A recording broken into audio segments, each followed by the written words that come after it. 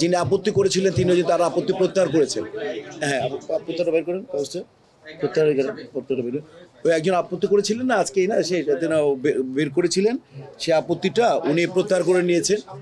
এই আপত্তিটা উনি এই যে অলরেডি, এই যে আমি দেখাই দিই, এই যে বরাবর কমিশনের কাছে আপনারা ক্লোজ করে নিতে পারেন, যিনি প্রত্যাহার করে নিয়েছিলেন, যে উনি প্রত্যাহার করে নিয়েছেন। হ্যাঁ, ওই যে আমি পড়ে শোনাবো, দেখেছো তোমরা? আমি দেখেছেন আপনারা পড়ে শোনাই, যিনি বলেছেন যে বাংলা চলচ্চিত্র শিল্পী সমিতি নির্বাচন কমিশন 2024-26 বরাবর মনোনয়ন দীপজল সাধারণ সম্পাদক পদপ্রার্থী নির্বাচন 2024-26 বাংলা চলচ্চিত্র শিল্পী সমিতি বিষয়ে অভিযোগ প্রত্যাহার প্রসঙ্গে তারিখ এই যে ভাই 21/4/24 ক্লিয়ার। সেটা হচ্ছে কি জনাব, আপনার অবগতির জন্য জানানো যাচ্ছে যে গত 18/4/2024 ইংরাজি তারিখে KF সাদিয়া রহমান ব্র্যাকেটে ওরফে সাদিয়া মির্জা আপনার বিরুদ্ধে নির্বাচন কমিশন বরাবর একটি অভিযোগ দায়ের করেছিলেন। উক্ত অভিযোগটি অদ্য 21/4/2024 ইংরাজি তারিখ পত্রের মাধ্যমে প্রত্যাহার করিয়া নিয়েছেন বিধায় উক্ত অভিযোগ থেকে আপনাকে অব্যাহতি প্রদান করা হলো। প্রধানমন্ত্রী চেয়ারম্যান নির্বাচন কমিশন ক্লিয়ার। তার মানে জাস্ট আর আমাদের অমিত আমার সাথে কথা বলছি, ও আপিল করবে না, ও এক ভোটে হেরেছিল, ও আপিল করবে না। তাহলে ইনশাল্লাহ অলরেডি ফলাফল তো হয়ে গেছে ক্লিয়ার। তো 23 তারিখ পর্যন্ত যেহেতু নিয়ম আছে একটা, যেহেতু 23 তারিখ পর্যন্ত আমরা 5টার সময় চূড়ান্ত দিয়ে দিবে। এখন তো এই যে সমস্যা শেষ হয়ে গেছে, 5টা না, আপিল আর হবে না। 1, 2, 3 ঢাকায় জমি জিতে নিন 100% ক্যাশব্যাক সহ 20 কোটি টাকার পুরস্কার। আমাকে কলি ভাই ফোন করেছিল, নিপুণ এসছে, মালা পড়িয়েছে আমাদেরকে। তা আমরা চাই ইনশাআল্লাহ বিপরীত, মানে অপর পক্ষ কোনো ব্যাপার না, আমরা সবাই এক পক্ষ, পুরো বিশ্ব। আমি অনেক দেশ থেকে ফোন পাচ্ছি, যাই হোক আত্মীয় স্বজন তো সবারই দেশ বিদেশ থেকে, এবং এই ব্যাপারটা নিয়ে সব জায়গায় ইনশাআল্লাহ যথেষ্ট আমাদেরকে অ্যাপ্রিসিয়েট করেছে যে এই সবাই মিলে যেভাবে আপনারা এইভাবে শিল্পী সমিতিকে এগিয়ে নেন, তাহলে হবে কি ইনশাআল্লাহ আমার মনে চলচ্চিত্র এগিয়ে যাবে। আপনারা আমাদের পাশে থাকবেন, আমাদের ভুলভ্রান্তি হলে আমাদেরকে দেখাবেন, আর কোনো পেপারে বা ফোকাস করার আগে, নিউজ করার আগে আমাদেরকে জানাবেন, আমরা বেস্ট ট্রাই করব। যদি আপনাদেরও আন্ডারে কিছু থাকে, এবং অপরপক্ষকে তো আমরা বলেছি, যদি তারা যদি আমাদের সাথে থাকে, আমরা তাদের সাথে হাত মিলিয়ে কাজ করে আমরা ইনশাল্লাহ শিল্পী সমিতি এবং চলচ্চিত্রর মানে উন্নতির পক্ষে যা যা করা যায় সবগুলো করব। শিল্পী সমিতি কখনো ছবি বানায় না। শিল্পী সমিতির যিনি এখন সাধারণ সম্পাদক, উনি তো নিজেই 5টা ছবি বানাবে, এমনিতে বানাবে। উনি ভাই এমনিতেই বলেছে বানাবেন, ইশতেহারের অংশ না, উনি নিজেই ছবি বানাবে। উনি তো এমনি রেগুলার ছবি বানায় যাচ্ছে, উনি তার চ্যানেল আছে, এডিটিং ছবি বানালাম 7টার মধ্যে 4টা রিলিজ হয়েছে, 3টা সেন্সর করা এখনো আছে। আমরা আর 10-12 দিন পর একটা রিলিজ হবে, 1 মাস পর একটা করে রিলিজ হবে। এটা তো অলরেডি আমি আরো 5-7টা ছবি এট এ টাইম আরম্ভ করব। আরেকটা ব্যাপারটা শেষ করে দিই, সেটা হচ্ছে, এবং মনে করো যেমন আজকে আমি এখনই সাগর ভাইয়ের সাথে বসে এসেছি। সাগর ভাই, আপনি খালি পুরস্কার পাবেন ওইরকম ছবি বানাবেন তা না, কমার্শিয়াল ছবি, খেটে খাওয়া মানুষের প্রতিনিধি আমরা। যে দেশের কমার্শিয়াল ছবি যত ডেভেলপ, সে দেশের কালচার তত ডেভেলপ, যে দেশের কালচার তত ডেভেলপ, সেই দেশ তত ডেভেলপ। 1, 2, 3 ঢাকায় জমি জিতে নিন 100% ক্যাশব্যাক সহ 20 কোটি টাকার পুরস্কার। আজকে আমি একটা সত্য করে বলবো, তোমরা কি ইন্ডিয়ার পররাষ্ট্রমন্ত্রীর নাম কেউ বলতে পারবে? আচ্ছা, কেউ জানে না, আমরা কেউ জানি না। আচ্ছা, আমি জানি, আমি বললাম না। আচ্ছা, তোমরা কি শাহরুখ খানের নাম জানো, শুনছো? শাহরুখ খান, জোরে বলো, শাহরুখ খানকে চিনো? কেন চিনো? ফিল্ম করে, চলচ্চিত্রের নায়ক। তো যে দেশের কমার্শিয়াল ছবি যত ডেভেলপ, সে দেশের সংস্কৃতি তত ডেভেলপ। ক্লিয়ার? আমি প্রমাণ করে দিলাম। ঠিক আছে। তো সেদিন সাহেব, তোমরা কি বলতে পারবা আমাদের যে মন্ত্রী পরিষদের সমস্ত মন্ত্রীর নাম বলতে পারবা? কিন্তু এই দুজনের নাম বলতে পারবা? ওনার নাম কি, জোরে বলো। আমার নাম কি বলো? এই জন্যই ইনশাল্লাহ যে দেশের কমার্শিয়াল ছবি লাগবে।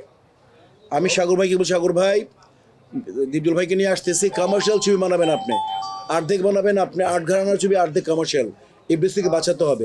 সমস্ত হল মালিকদেরকে নিয়ে বসবো। আমি একটু আগে বলছি, প্রবীণ যারা প্রডিউসার ডিরেক্টর আছেন তাদের, এবং নতুন যারা আছে, উনি সংগঠনকে নিয়ে বসে কীভাবে ছবি বানানো যায় সেটা চেষ্টা করবো। আমরা উদ্যোগ নিব। আমাদের এখান থেকে ব্যক্তিগতভাবে উনি বানাচ্ছেন, এটা আলাদা। শিল্পী সমিতি ছবি বানানোর নিয়ম কোনো নেই, বাট উনি তো নিজেই বানাচ্ছেন, সাধারণ সম্পাদকই বানাচ্ছেন, তার উনি বানাচ্ছেন। শিল্পী সমিতি কী করবে?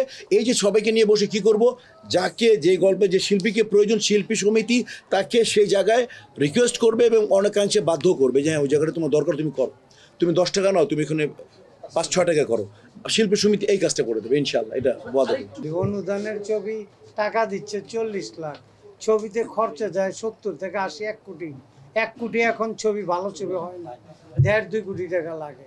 তো ওই 40 লাখ টাকা কি ছবি বানাবে? জি উনি যেটা খায় ফেললো, যে অনুদান আনে ও 20% খাইলে থাকে 20 লাখ।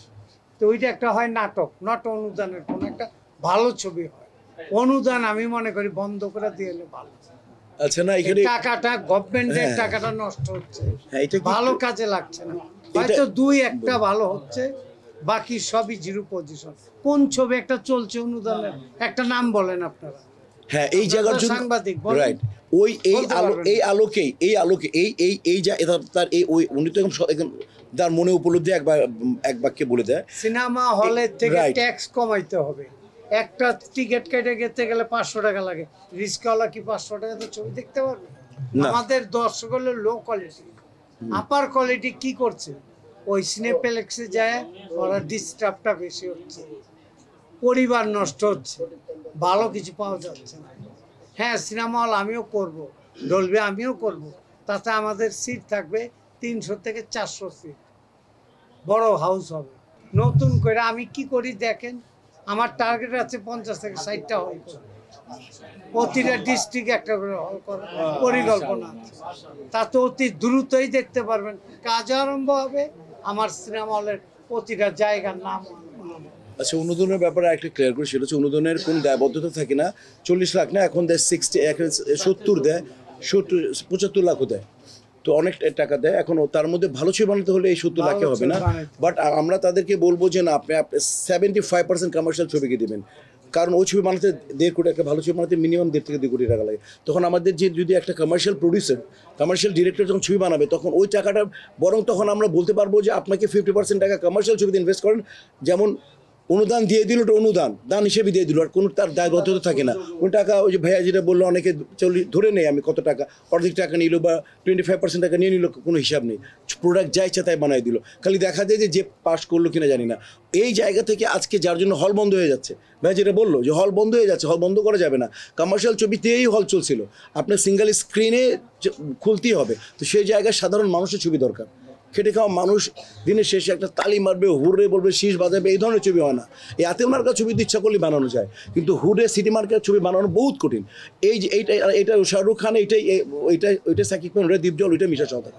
তো ওই ছবির জন্য আমরা একেবারে ওই জায়গাতে একেবারে অনুদান 75 ভাগে আমার প্রস্তাব থাকবে যে কমার্শিয়াল ছবিকে দিতে হবে, এবং এখান থেকে একটা টাকা যাতে মানি ব্যাক মিনিমাম গ্যারান্টি হয়তো সরকারকে দেওয়া হয়, যে আপনি দেবেন 1 কোটি টাকা, ইনশাল্লাহ আমরা 25-30% ব্যাক করে দেবো। তাহলে সরকারও একটা ইন্সপায়ার হবে এবং মানুষও তখন হল ভরবে। রাইট, এই আপনি বানালে একটা ছবি কোন হলে, মনে করেন মধ্যরাত্রের গহন নামে একটা ছবি বানালেন, ওটা জানিও না কিছু, কোন ছবি কখন রিলিজ আপনিও জানেন না, ওটা 12টা পুরস্কার পেয়ে গেল, ওটা কী লাভ? ওটাতে জাতীয় উপকার হচ্ছে না কোনোদিন। একজন উপকার, ওই ছবিটা উপকার হবে, ইন্ডাস্ট্রি কোনো উপকার হচ্ছে না। ইন্ডাস্ট্রি কীভাবে উপকার হবে? সরকারকে অনুদান দিতে হবে 75% কমার্শিয়াল ছবিকে, দ্যাটস দ্য বটম লাইন।